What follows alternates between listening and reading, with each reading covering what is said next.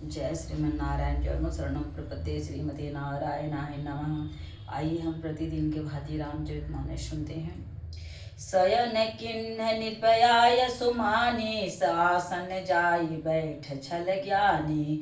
श्रमित भूप निद्रायति आई, सोखिमि शोभ नीच अधिकाई।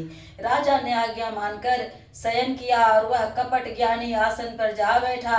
राजा थका था, उसे गहरी नींद आ गई, पर वह कपटी कैसे सोता, उसे तो बहुत चिंता हो रही थी।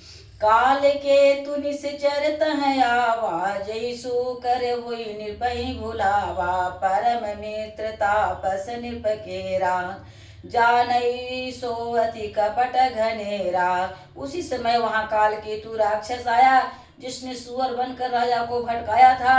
वह तपस्वी राजा का बड़ा मित्र था। वह खूब छल प्रपंच जानता था। तेहि के सते सुत अरुदस भाई, खलयति अजय देव दुखदाई। प्रथम ही भूप समर सब मारे, विप्र संत सुर देखि सुखा दुखारे। उसके 100 पुत्र और 10 भाई थे, जो बड़े ही दुष्ट, किसी से न जीते जाने वाले और देवताओं को दुख देने वाले थे। ब्राह्मणों, संतों और देवताओं को दुखी देखकर राजा ने उन सबको पहले ही युद्ध में मार डाला था। तेहि खल पाछिल बयरु संभारा, तापस निर्भय मिली मंत्र विचारा। जेहि रिपु छय ओई रचय उपाऊ, भावी वसन जान कछुराऊ। उस दुष्ट ने पिछला वैर याद करके तपस्वी राजा से मिलकर सलाह विचारी, षड्यंत्र किया और जिस प्रकार शत्रु का नाश हो वही उपाय रचा। भावी वश राजा प्रताप भानु कुछ भी न समझ सका। रिपु तेजसी अकेलपि, लघु करि गनियन ताऊ।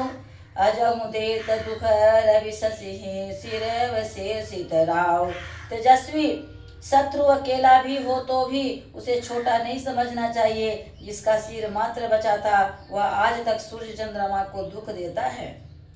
तापस निप निज सखी निहारी, हर्षि मिले उठी भयउ सुखारी।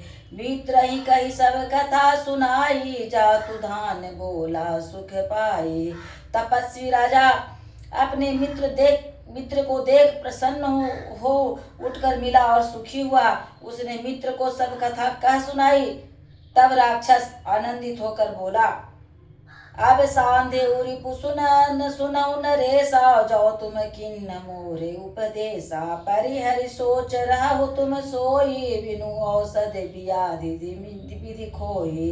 हे राजन सुनो, जब तुमने मेरे कहने के अनुसार इतना काम कर लिया तो और मैंने शत्रु को काबू में कर ही लिया। समझो, अब तुम अब चिंता त्याग सो रहो। विधाता ने बिना ही दवा के रोग दूर कर दिया। कुल सहित शत्रु कुल समेत रिपु मूल बहाई, चौथे दिवस मिलब मैं आई। तापस निपहि बहुत पर तोषी, चला महाकपटी अति रोषी। कुल सहित शत्रु को जड़ मूल से उखाड़ बहाकर आय से चौथे दिन मैं तुमसे आ मिलूंगा। तपस्वी राजा को खूब दिलासा देकर महामायावी और अत्यंत क्रोधी राक्षस चला। भानु प्रताप ही बाज समेता, पहुँचायसि क्षण माझ निकेता।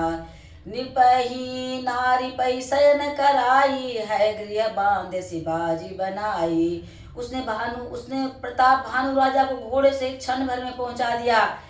राजा को रानी के पास सुलाकर घोड़े को अच्छी तरह से घुड़साल में बांध दिया। राजा के उपरोहित हरि, लय गयउ बहोर। लय खरा खेस गिरी खोह महू, माया करिमति भोर।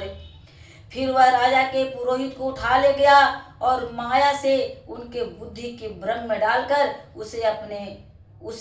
उसने पहाड़ के खो में ला रखा। आप विरचि उपरोहित रूपा, परे उजाई तेज से जय अनुपा। जागे निर्भय न भय बिहाना, देखी भवन यति अचरजुमाना। अब वह आप पुरोहित का रूप बनाकर उसकी सुंदर सेज पर जा लेटा। राजा सवेरा होने से पहले ही जागा और अपना घर देखकर उसने बड़ा ही आश्चर्य माना। मुनि महिमा मन महु अनुमानी, उठे गावहि जेहि जानन रानी। कानन गयउ बाज चढ़ते ही, पुर नर नारी न जाने के। मन में मुनि की महिमा का अनुमान करके वह धीरे से उठा, जिसमें रानी ना जान पावे। फिर उसी घोड़े पर चढ़कर वन को चला गया। नगर के किसी भी स्त्री पुरुष ने नहीं जाना। गए जाम जुग भूपति आवा, घर घर उत्सव बाज बधावा। उपरोहित देख जब राजा, चकित बिलो के सुमरि सोई काजा। जुग समय दोपहर बीत जाने पर राजा आया। घर घर उत्सव होने लगा, बधावा बजने लगा। राजा ने पुरोहित को देखा, तब वह उसी कार्य का स्मरण कर उसे आश्चर्य से देखने लगा। जुग समय निर्पही गए दिन तीनी, कपटी मुनि पद रहमति दीनी। समय जानी उपरोहित आवा, निर्पही मते सब कई समुझावा। राजा को 3 दिन युग के समान बीते। उसकी बुद्धि कपटी मुनि के चरणों में लगी रही।